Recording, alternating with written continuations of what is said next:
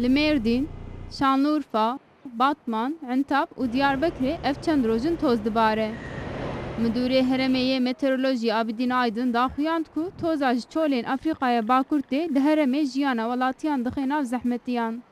Leza bayê ku ji Bakur tê hema wê bigihêje 50 kilometroyî. Aydin daxuyand ku ji ber tozê ajotina wesayîtan jî zehmet e û divê ku hin seferên belefiran jî betal bibin.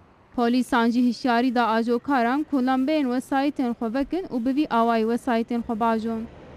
Bijîşkan jî diyar kir ku divê zarok, kal û pîr dernekevin derve û gava derkevin jî divê baldar bin.